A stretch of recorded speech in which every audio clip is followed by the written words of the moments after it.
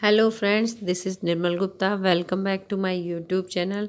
Friends, आज हम CTET purpose से एनसीईआरटी की बुक 7th क्लास की हिस्ट्री की बुक से कुछ इम्पोर्टेंट टॉपिक डिस्कस करेंगे। और जैसे कि आपको सभी को पता है कि हम चैप्टर वाइज डिस्कशन कर रहे हैं, तो हम फर्स्ट और सेकंड चैप्टर का ऑलरेडी डिस्कशन कर चुके हैं और अब हम थर्ड चैप्टर से इम्पोर्टेंट टॉपिक पढ़ेंगे। So let's start. दिल्ली के सुल्तान। और फ्रेंड्स, एक बात कहना चाहूँगी, जो भी मेरे चैनल पर नए हैं वो चैनल को आज ही सब्सक्राइब करें और बेल आइकन को टच करें ताकि आपको आने वाले सभी वीडियोस का अलर्ट मिलता रहे। So let's start. दिल्ली के सुल्तान, चैप्टर थर्ड। फ्रेंड्स, हमने फर्स्ट और सेकंड चैप्टर कवर ऑलरेडी कर लिए हैं और सेकंड चैप्टर में हमने पढ़ा था कि किस तरह से नए नए राजवंशों का उदय हुआ था। और अब हम थर्ड चैप्टर में पढ़ेंगे कि जो चौहान थे उनका उदय हुआ और उन्होंने अपने राज्य का विस्तार किस तरह से किया। ठीक है, दिल्ली के बारे में हम पढ़ेंगे। दिल्ली सल्तनत में कितने सुल्तान हुए और किस तरह से उनका शासन हुआ। यहाँ से स्टार्ट करते हैं। 12वीं सदी के मध्य में तोमरों को अजमेर के चौहानों, जिन्हें कि चाहमान कहा जाता था, इस फ्रेंड्स हम सभी इम्पोर्टेंट लाइन ही पढ़ेंगे। जो भी इम्पोर्टेंट लाइन्स होंगी हम बस वही पढ़ेंगे।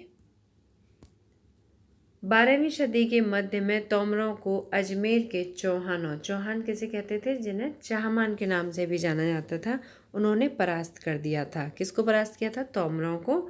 और किसने किया था? चाहमानों ने, अर्थात चौहानों ने। तोमरों और चौहानों के राज्यकाल में ही दिल्ली वाणिज्य का एक महत्वपूर्ण केंद्र बन गई थी। फ्रेंड्स, यहाँ पे एक इम्पोर्टेंट क्वेश्चन ये बनता है कि दिल्ली किसका महत्वपूर्ण केंद्र बनी थी? वाणिज्य का। जैसे हमने उसमें पढ़ा था कि चोल वंश के जो राज्य थे, मंदिर थे, वो किसके केंद्र बन गए थे? शिल्पकला के केंद्र बन गए थे। इसी तरह से हम यहाँ पढ़ रहे हैं कि जो दिल्ली थी वो वाणिज्य का एक महत्वपूर्ण केंद्र बन गई थी।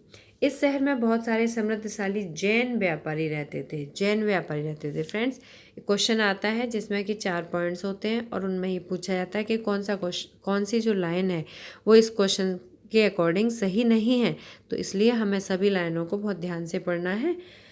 समृद्धशाली जैन व्यापारी रहते थे जिन्होंने अनेक मंदिरों का निर्माण करवाया। यहाँ से मोस्ट इम्पोर्टेंट क्वेश्चन बनता है और कई बार सीटेट में पूछा भी गया है कि यहाँ देहलीवाल कहे जाने वाले सिक्के भी ढाले जाते थे। देहलीवाल किसे कहा जाता था? तो उसमें 4 ऑप्शन दिए गए थे। इस तरह से क्वेश्चन पूछा गया था। तो देहलीवाल किसे कहा जाता था? सिक्कों को कहा जाता था, जो काफ़ी प्रचलन में थे। 13वीं सदी के आरंभ में दिल्ली सल्तनत की स्थापना हुई। दिल्ली सल्तनत की स्थापना कब हुई थी? 13वीं सदी के आरंभ में। इसके साथ दिल्ली एक ऐसी राजधानी में बदल गई जिसका नियंत्रण इस उपमहाद्वीप के बहुत बड़े क्षेत्र पर फैला था। और अब हम इससे आगे चलते हैं। यहाँ कुछ ऐसा इम्पोर्टेंट नहीं है। जिस इलाके को हम आज दिल्ली के नाम से जानते हैं, वहाँ सुल्तानों ने अनेक नगर बसाए। अब नगर कौन कौन से थे? दिल्ली, कोना, सीरी और जहाँपना। हम यहाँ मैप में भी देख सकते हैं कि दिल्ली एक कोना, देखिए यहाँ पर है दिल्ली एक कोना,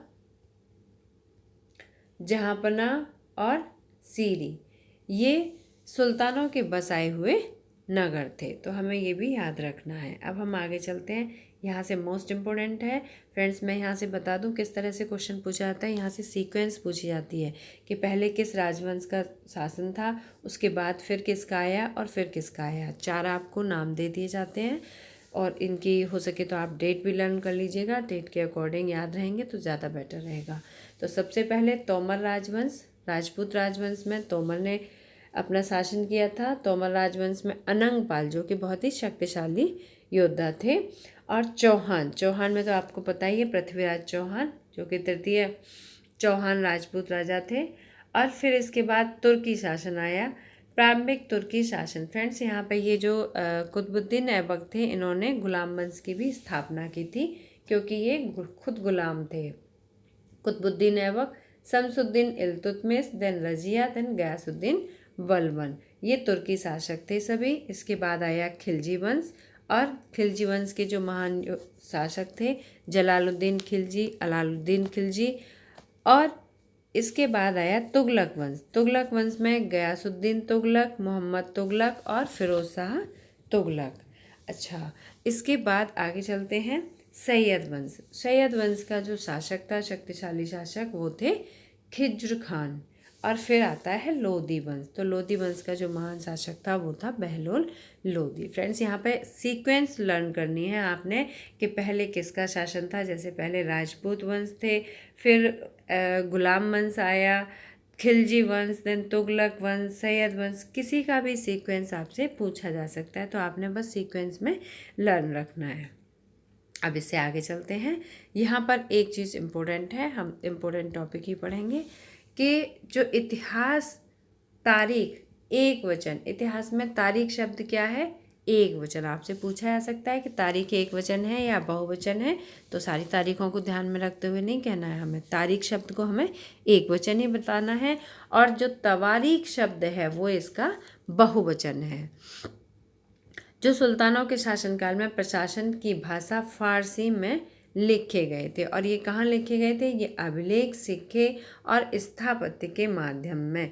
इसका मतलब है कि अभिलेखों पर लिखा गया था, सिक्कों पर लिखा गया था, और जो स्थापत्य होते हैं, जो भवन निर्माण की कला थी, तो भवन निर्माण जब होते थे तो पत्थरों पर ये लेख लिखे हुए मिल जाते थे। और वहाँ पे जो तारीख लिखी मिलती थी, तो उन तारीखों को हम एक वचन मानेंगे या बहुवचन? तो आंसर हमारा एक वचन। और अगर तवारीख शब्द पूछा जाएगा तो बहुवचन। और ये किस भाषा के शब्द हैं? तो ये फारसी भाषा के शब्द हैं। इससे आगे चलते हैं। यहाँ पर इसमें फिर से हमें स्टेप याद रखने हैं। पांडुलिपि को तैयार करने के 4 चरण। अब 4 चरण भी हमें सीक्वेंस वाइज याद करने हैं कि पहला था कागज को तैयार करना, दूसरा लेखन कार्य करना, फिर महत्वपूर्ण शब्दों और अनुच्छेदों की ओर ध्यान आकर्षित करने के लिए सोने को पिघलाकर उसका प्रयोग करना, और फोर्थ होता है जल्द को तैयार करना। तो ये 4 सीक्वेंस दिए हुए हैं, तो हमें ये सीक्वेंस में याद रखने हैं। ऐसा हो सकता है कि क्वेश्चन पूछा जाए और 4 पॉइंट दे दिए जाएं, और फिर ABCD करके इनके सीक्वेंस को पूछा जाए। तो सबसे पहला हमारा है कागज़ तैयार करना, फिर लेखन कार्य। जब हमारा कागज़ तैयार हो गया तो लेखन कार्य किया जाएगा, और फिर जब हमने लेखन कार्य किया तो थोड़ा अट्रैक्टिव बनाने के लिए हम सोने को पिघलाकर उसका प्रयोग करेंगे, और फिर लास्ट में हम उसे कवर अप कर देंगे, जिल्द तैयार करना। तो ये पांडुलिपि तैयार करने के प्रमुख चरण थे, ये मोस्ट इम्पोर्टेंट है। इससे आगे चलते हैं। 13वीं सदी के इतिहासकार फ़क़-ए-मुदब्बिर, हमें ये याद रखना है कि ये फ़क़-ए-मुदब्बिर किस सदी के हैं? ये 13वीं सदी के इतिहासकार हैं। और इन्होंने राजा और उनके सैनिकों के बारे में बताया था कि सैनिक वेतन के बिना जी नहीं सकते, और राजा किस तरह से उन्हें दिया करते थे, जो भी उनकी सैलरी होती थी, ये सब। तो अब इससे आगे चलते हैं हम। फ्रेंड्स, इसमें सिर्फ इम्पोर्टेंट टॉपिक ही डिस्कस करेंगे। टॉपिक तो बहुत सारे हैं इसमें, लेकिन जो सीटेट के पर्पज़ से इम्पोर्टेंट है हम वही डिस्कस करेंगे। यहाँ पर एक मेन है जन्मसिद्ध अधिकार। जन्मसिद्ध अधिकार ये मोस्ट इम्पोर्टेंट है। जन्म के आधार पर विशेषाधिकार का दावा। उदाहरण के लिए लोग मानते थे कि कुलीन व्यक्तियों को कुछ खास परिवारों में जन्म लेने का कारण शासन करने में अधिकार विरासत में मिलता है। इसका मतलब है कि जैसे राजा हैं, उनके परिवार में जो सबसे बड़ा पुत्र होगा तो उसे विरासत में ये अधिकार मिल गया कि वो भी आगे चल के युवराज बनेगा और फिर राजा बनेगा। तो ये क्या होता है? ये जन्मसिद्ध अधिकार होता है। इस तरह से आपसे क्वेश्चन पूछा जा सकता है कि ये डिटेल दे दी और उसके बाद 4 ऑप्शन दे दी जाएंगे, तो आपने आंसर याद रखना है जन्मसिद्ध अधिकार। नेक्स्ट इंपॉर्टेंट टॉपिक इसमें पढ़ते हैं लिंग भेद। लिंग भेद इसमें देखते हैं स्त्रियों और पुरुषों के बीच सामाजिक तथा शरीर रचना संबंधी जो अंतर होता है, शरीर रचना संबंधी जो अंतर होता है, उसी से पता चलता है लिंग भेद। आमतौर पर यह तर्क किया जाता है कि ऐसे अंतर के कारण पुरुष स्त्रियों की तुलना में स्पष्ट होते हैं। क्या दिया है यहाँ? श्रेष्ठ होते हैं। पुरुष स्त्रियों की तुलना में श्रेष्ठ होते हैं। ये सिर्फ तर्क वितर्कों के माध्यम से हमें पता चलता है। तो इसमें हम ये इम्पोर्टेंट टॉपिक यहाँ से भी पढ़ेंगे कि जो तवारीख के लेखक नगरों में, विशेषकर दिल्ली में रहते थे। जो लेखक थे वो कहाँ रहा करते थे? दिल्ली में गांव में शायद ही कभी रहते हों, वे अक्सर अपने इतिहास सुल्तानों के लिए उनसे ढेर सारे इनाम इकराम पाने की आशा में लिखते थे। और वो क्यों लिखा करते थे? जिससे कि उन्हें इनाम की प्राप्ति हो। ये लेखक अक्सर शासकों को जन्म सिद्ध अधिकार और लिंग भेद पर आधारित आदर्श समाज व्यवस्था बनाए रखने की सलाह देते थे। और उनसे आदर्श समाज की स्थापना रहेगी अगर लिंग भेद का मतलब क्या हुआ कि पुरुष स्त्रियों की तुलना में अधिक श्रेष्ठ हैं, पुरुषों को अधिक श्रेष्ठ माना जाता था। तो हमने देखा कि शासन में चाहे बड़ा पुत्र पुत्री हो, लेकिन फिर भी जो बड़ा पुत्र होता था उसे ही सिंहासन दिया जाता था, उसे ही राजा या युवराज सिद्ध किया जाता था। और ये जन्म सिद्ध अधिकार, राजा का बेटा राजा ही रहेगा। तो इस तरह से उनके बारे में ये लिखा करते थे। उनके विचारों से सभी लोग सहमत नहीं थे, क्योंकि अगर युवराज एक कुशल योद्धा ना हो, एक अच्छे से अपने राज्य पर नियंत्रण ना कर पाए, तो लोग उससे सहमत नहीं होते हैं। जैसे हमने यहाँ पे देखा था कि एक बार विरोध भी हुआ था जब एक योग्य बेटी को सिंहासन पर बैठाया गया था।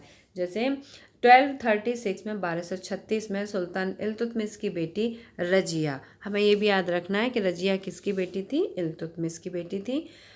उस युग के इतिहासकार मिन्हाज ए सिराज ने स्वीकार किया कि वह अपने सभी भाइयों से अधिक योग्य और सक्षम थी। फ्रेंड्स, ये आपने पैराग्राफ पूरा लर्न करना है, समझना है, और यहाँ से क्वेश्चन पूछा गया था एक बार। इस युग के इतिहासकार मिन्हाज ए सिराज ने स्वीकार किया, और ये भी याद रखना है कि ये मिन्हाज ए सिराज किस युग के थे? 13वीं सदी के थे। वह अपने सभी भाइयों में अधिक योग्य और सक्षम थी, लेकिन फिर भी वह एक रानी को शासक के रूप में मान्यता नहीं दे पा रहा था। जो वहाँ का समाज था, उनकी जो प्रजा थी, वो रानी को एक योग्य शासक के रूप में नहीं मान पा रहा था। इवन वो बहुत योग्य थी, अपने भाइयों से ज़्यादा योग्य थी। दरबारी जन भी उसके स्वतंत्र रूप से शासन करने की कोशिशों से प्रसन्न नहीं थे। 1240 में उसे सिंहासन से हटा दिया गया।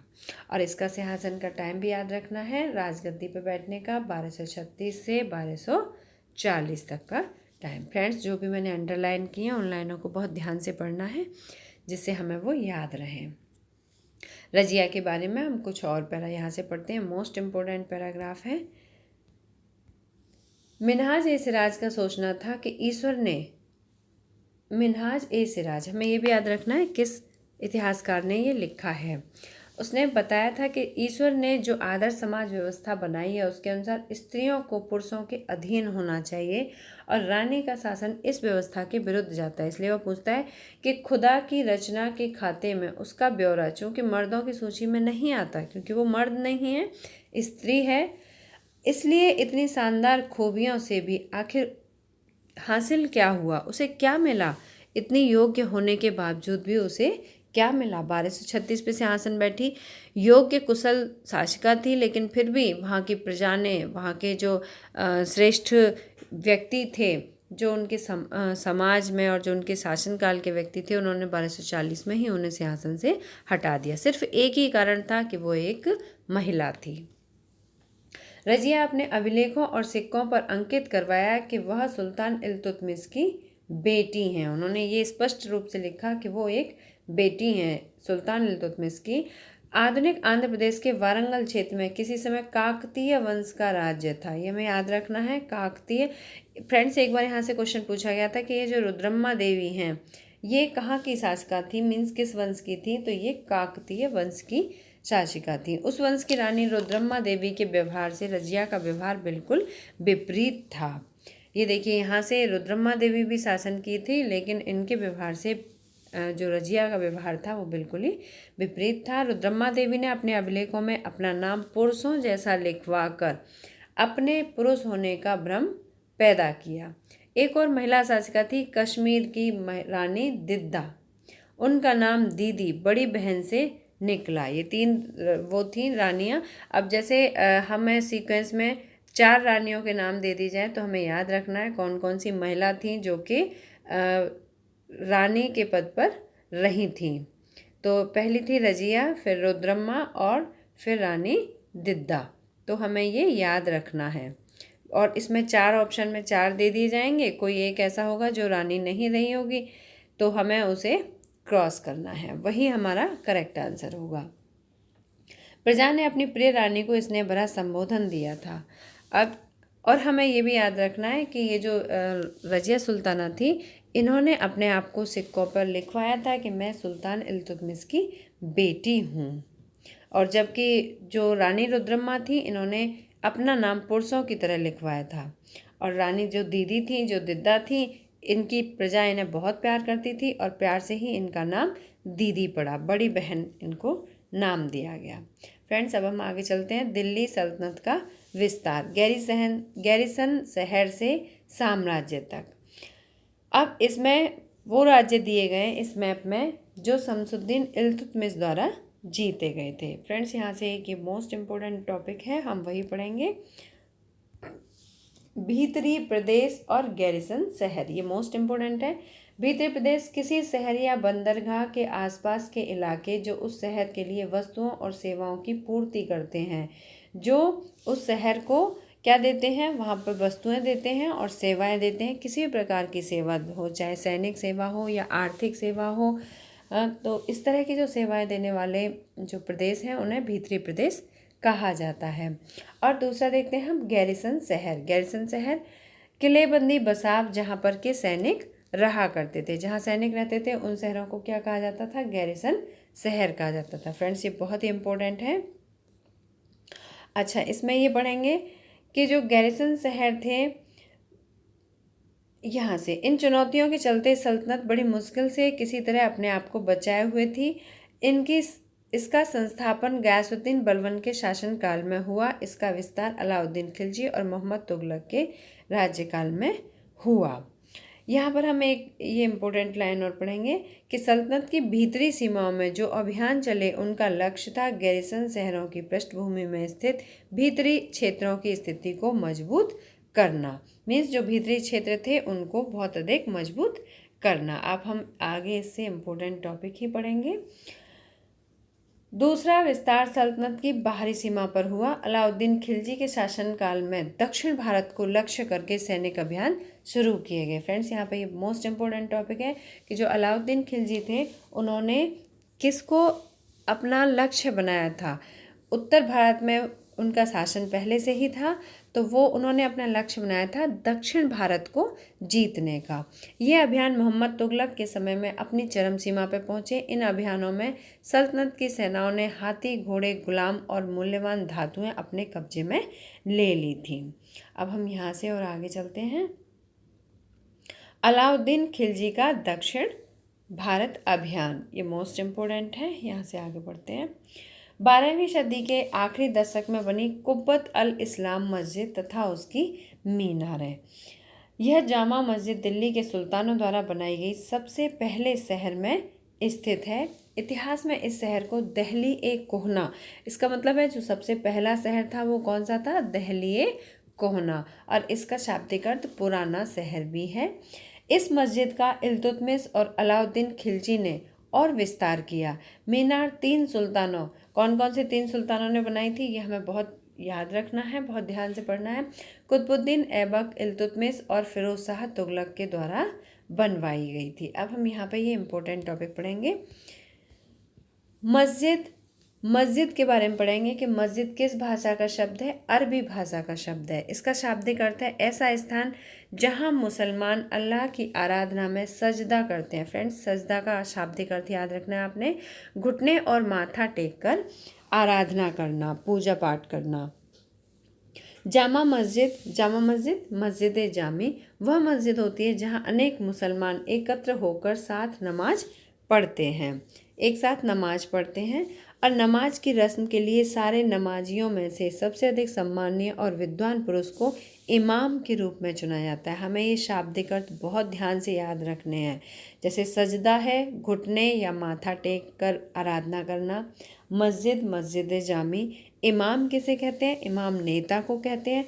और इमाम शुक्रवार की नमाज के दौरान धर्मोपदेश भी देता था। फ्रेंड्स, धर्मोपदेश को हम कहते हैं खुतबा। नमाज के दौरान मुसलमान मक्का की तरफ मुंह करके खड़े होते हैं, ये हमें याद रखना है, मक्का की तरफ। और ये भी ध्यान रखना है कि मक्का किस दिशा में है, पश्चिम दिशा की ओर पड़ता है। मक्का की ओर की दिशा को किबला कहा जाता है। फ्रेंड्स, यहाँ पे जो भी इम्पोर्टेंट वर्ड्स हैं वो हमें बहुत ध्यान से पढ़ने हैं। मक्का की ओर की दिशा को क्या कहा जाता है, किबला कहा जाता है। धर्मोपदेश, इमाम और जो अभी हमने पढ़ा वो सभी वर्ड हमें याद रखने हैं। इनके शाब्दिक अर्थ भी पूछ लिए जाते हैं। अब हम यहाँ पे पढ़ते हैं, यहाँ भी कुछ इम्पोर्टेंट टॉपिक हैं।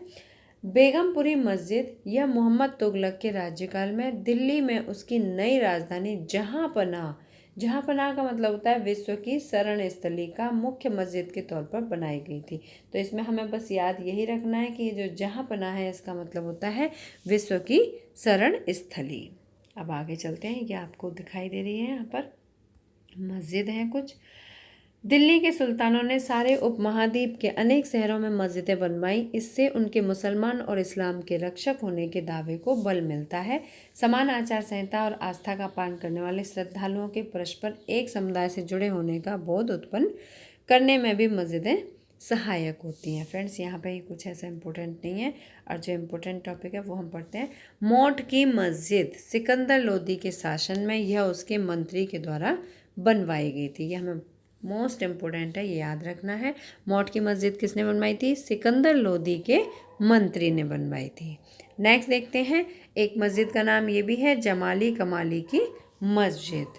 अब इससे आगे चलते हैं, यहाँ कुछ इम्पोर्टेंट नहीं है ऐसा। अब इसमें आते हैं, खिलजी और तुगलक वंश के अंतर्गत प्रशासन और समेकन।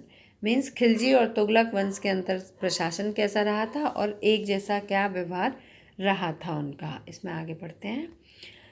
सुल्तानों को सलाह दी जाती थी, देखिए यहाँ पर ये इम्पोर्टेंट है कि सुल्तानों को ये सलाह दी जाती थी कि वो जिस गुलाम को हमने पाला पोसा और आगे बढ़ाया है हमें देखभाल करनी चाहिए, क्योंकि तकदीर अच्छी हो तभी पूरी ज़िंदगी में कभी कभी ही योग्य और अनुभवी गुलाम मिलता है। मीन्स इनके युग में गुलामों को बहुत अधिक महत्व दिया जाता था। अब हम यहाँ से पढ़ते हैं, ये इम्पोर्टेंट है। फ्रेंड्स, हम वही इम्पोर्टेंट टॉपिक पढ़ेंगे। वीडियो थोड़ा बड़ा हो जाएगा लेकिन लास्ट तक ज़रूर देखिएगा, क्योंकि हम सीटेट के पर्पज़ से इम्पोर्टेंट टॉपिक ही डिस्कस करेंगे। जो किसी अन्य व्यक्ति के संरक्षण में रहता हो, उस पर निर्भर रहता हो, उसे क्या कहा जाता है, आश्रित कहा जाता है। खिलजी और तुगलक शासक बंदगाह का इस्तेमाल करते थे। बंदगाह हमें याद रखना है, बंदगाह क्या है। साथ ही अपने पर आश्रित निम्न वर्ग के लोगों को भी ऊंचे राजनीतिक पदों पर बिठाते रहे। अब बंदगाह का इस्तेमाल किसने किया है, खिलजी और तुगलक शासकों ने। तुगलक और खिलजी वंश के शासकों ने बंदगाह का इस्तेमाल किया।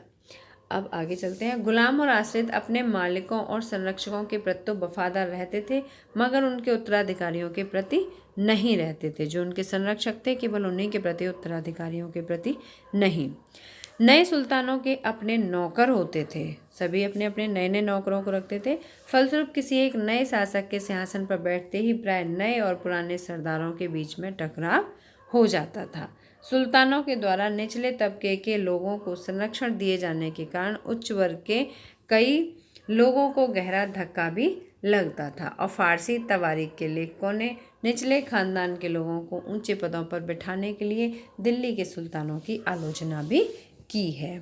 उन्होंने क्या किया कि निचले खानदान के जो लोग होते थे उन्हें ऊंचे ऊंचे पदों पर बिठा दिया जाता था, अपने मंत्रिमंडल में शामिल कर लिया जाता था, अपना एक खास गुलाम के रूप में नियुक्त कर लिया जाता था, जो कि वहाँ लेखकों को पसंद नहीं आता था।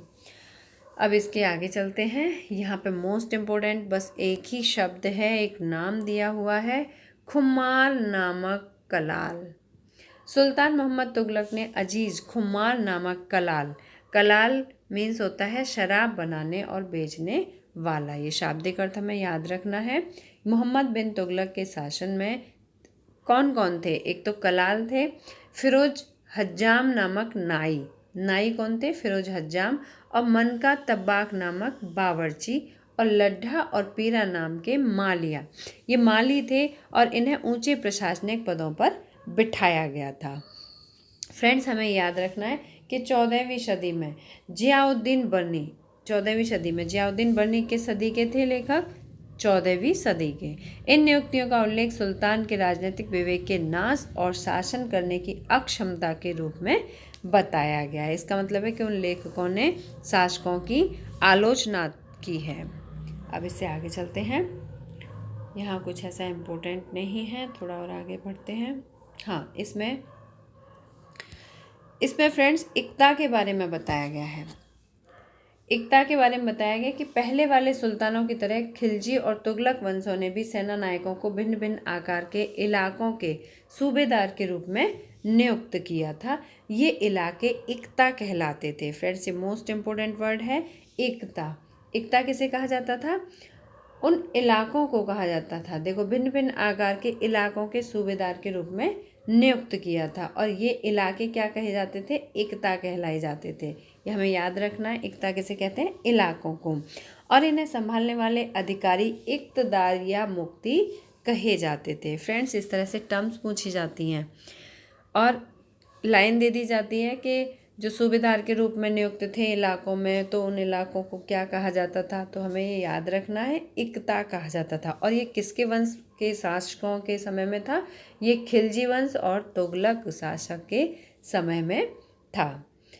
इन्हें संभालने वालों को क्या कहा जाता था? इक्तदार या मुक्ति। अब मुक्ति का फर्ज था कि सैनिक अभियान का नेतृत्व करना और अपने इलाकों में कानून और व्यवस्था बनाए रखना। अपनी सैनिक सेवाओं के बदले वेतन के रूप में मुक्ति अपने इलाकों से राजस्व की वसूली करते थे। राजस्व के रूप में मिली रकम से वे अपने सैनिकों को तनख्वाह भी देते थे। तो यहाँ पे हमें यही याद रखना है, एकता के बारे में याद रखना है। फ्रेंड्स, अब आगे चलते हैं। इसमें देखते हैं। अब यहाँ पर मोस्ट इम्पोर्टेंट टॉपिक आता है। जब दिल्ली के सुल्तान शहरों से दूर आंतरिक इलाकों को भी अपने अधिकार में ले आए तो उन्होंने भूमि के स्वामी, सामंत और अमीर जमींदारों को अपनी सत्ता के आगे झुकने के लिए बाध्य कर दिया। अब यहाँ पर जो मोस्ट इम्पोर्टेंट टॉपिक है वो यही है कि यहाँ पर ये देखिए, सुल्तानों के प्रशासकों ने ज़मीन की पैमाइश की। मीन्स वहाँ पे जो उनकी ज़मीन थी, जो उनके अधिकार क्षेत्र में थी, उन्होंने उसकी नाप करवाई और इसका हिसाब बड़ी सावधानी से रखा। और ज़मीन पर कर लगाए गए। 3 तरह के कर थे, जिसमें हमें मोस्ट इम्पोर्टेंट है कृषि पर लगाए जाने वाला खराज कर। ये कई बार पूछा जा चुका है। जो किसानों की उपज का लगभग 50% होता था। हाँ, इसमें ये पूछा गया था कि ये कितने प्रतिशत था, तो हमें आंसर याद रखना है 50%। कृषि पर लगाए जाने वाला 50% कर, हम इसे क्या कहते हैं? खराज कहते थे। और दूसरा कर था मवेशियों पर लगाया गया और तीसरा घरों पर लगाया गया था। और फ्रेंड्स, हमें ये बहुत ध्यान से याद रखना है कि ये हम किस वंश के बारे में पढ़ रहे हैं अभी तक? खिलजी वंश और तुगलक वंश के बारे में।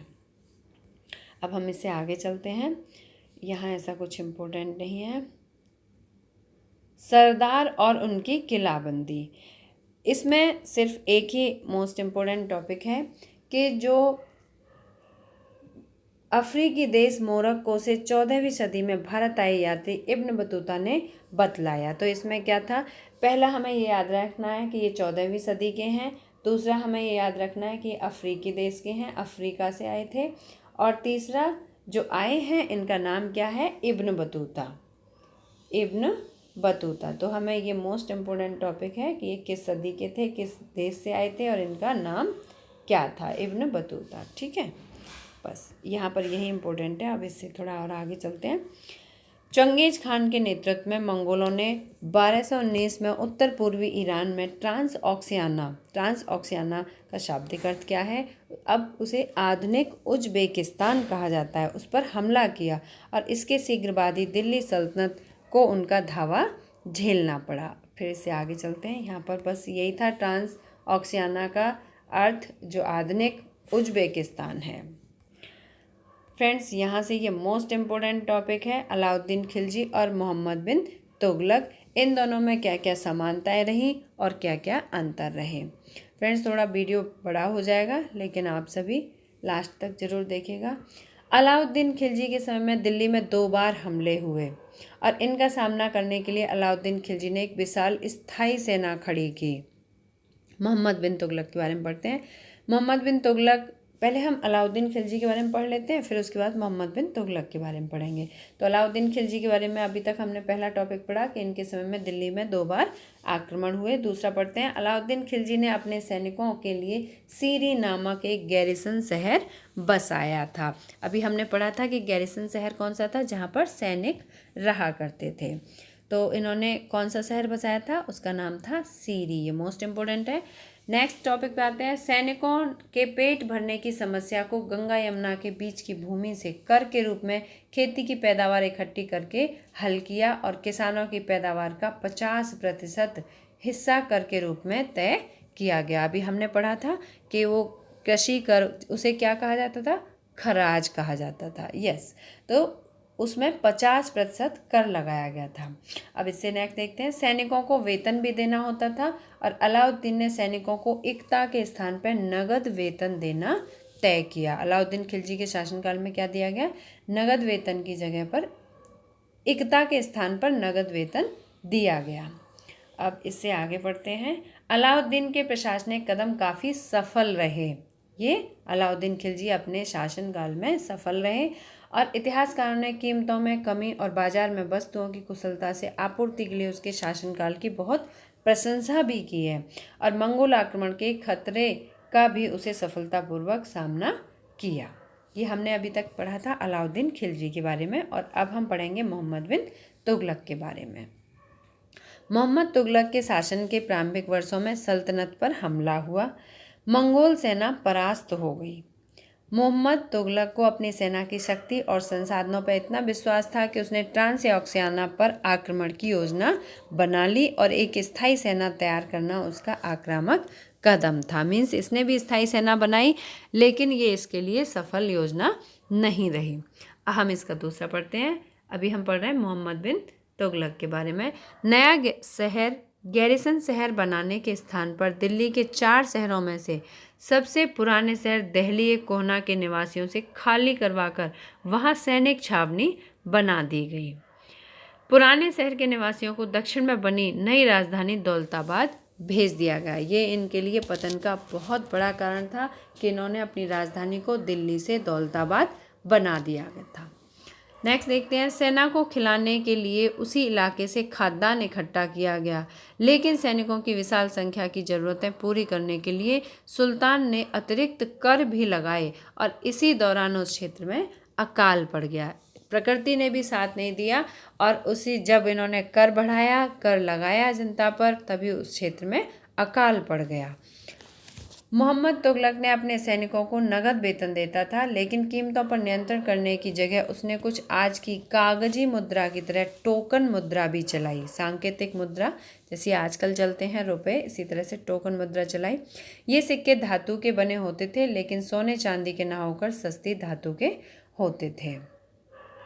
अब सोने चांदी के सिक्के वे बचा कर रख लेती थी वहाँ की जनता, और क्या किया उन्होंने अपनी इसी टोकन मुद्रा से ही कर को चुका दिया। तो इस सस्ती मुद्रा ऐसे जाली सिक्के भी बड़े आसानी से बनाने लगे वहाँ पर लोग। नेक्स्ट देखते हैं, लास्ट, मोहम्मद तुगलक द्वारा उठाए गए प्रशासनिक कदम बेहद ही असफल रहे।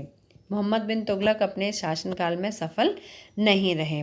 फिर इन्होंने क्या किया कि इन्होंने जो तुरान पे आक्रमण करना था वो भी अपना विचार छोड़ दिया। अपनी जो इन्होंने स्थायी सेना रखी थी उस सेना को भी भंग कर दिया। और फिर क्या हुआ, दौलताबाद ले जाए गए लोग बहुत नाराज हुए, तो उन्हें फिर से दौलताबाद से दिल्ली वापस लाया गया। और लास्ट में इन्होंने जो टोकन मुद्रा बनाई थी, सांकेतिक मुद्रा बनाई थी, वो भी इन्हें वापस लेनी पड़ी। तो कुल मिलाकर जो अलाउद्दीन खिलजी का शासनकाल सफल रहा था, लेकिन मोहम्मद बिन तुगलक का शासनकाल में मोहम्मद तुगलक पूरी तरह से असफल रहे थे।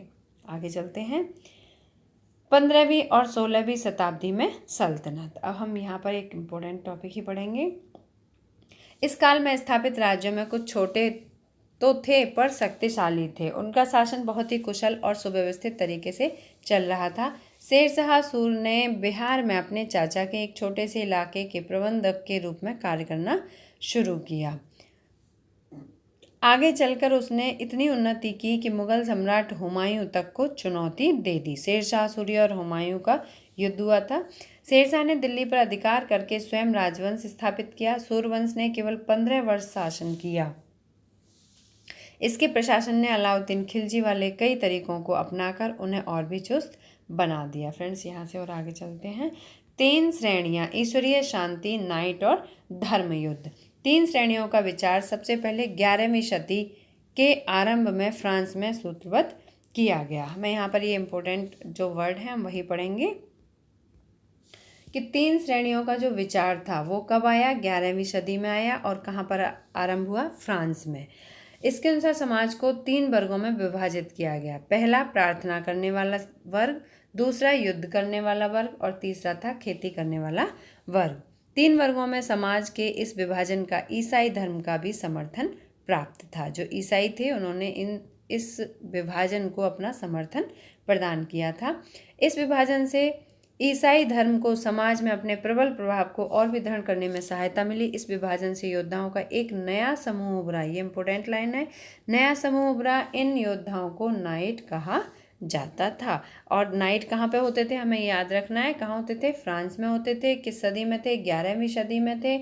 और ये क्या था, 3 श्रेणियों वाला एक विचार था। इसके अनुसार समाज जो था वो 3 भागों में बटा हुआ था, हमें याद रखना है।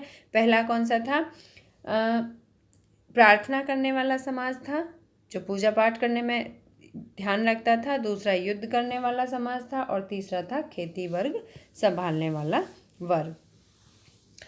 ईसाई धर्म को एक समूह का संरक्षण ईसाई धर्म एक समूह को संरक्षण देता था और अपनी ईश्वरीय शांति की अवधारणा के प्रसार में इनका उपयोग करता था। और नाइटों से यह अपेक्षा की जाती थी कि वे धर्म ईश्वर की सेवा में समर्पित योद्धा रहें। कोशिश यह रहती थी कि इन योद्धाओं को आपसी लड़ाई भिड़ाई से विमुख करके उन मुसलमानों के विरुद्ध युद्ध करने भेज दिया जाए जिन्होंने यरूशलेम शहर पर कब्जा कर लिया था। यह इस प्रयत्न के परिणामस्वरूप सैनिक अभियानों की एक श्रृंखला चली जिसे क्रूसेड या धर्मयुद्ध कहा गया। मैं फ्रेंड्स जो मैंने सर्कल किए हैं या जहां अंडरलाइन किए हैं वो वर्ड आपने बहुत ध्यान से पढ़ने हैं, क्योंकि सीटेट में पता नहीं किस लाइन से क्वेश्चन बन जाए। पार्ट 2 में जो सेकंड पेपर होता है उसमें सीटेट के 60 क्वेश्चन पूछे जाते हैं और 60 क्वेश्चन NCERT बेस्ड बुक से ही पूछे जाते हैं। सारे क्वेश्चंस सिलेबस से ही आते हैं, सिलेबस से बाहर कोई भी क्वेश्चन नहीं आता है। तो हमें जितने भी शाब्दिक अर्थ हैं वो सभी याद रखने हैं।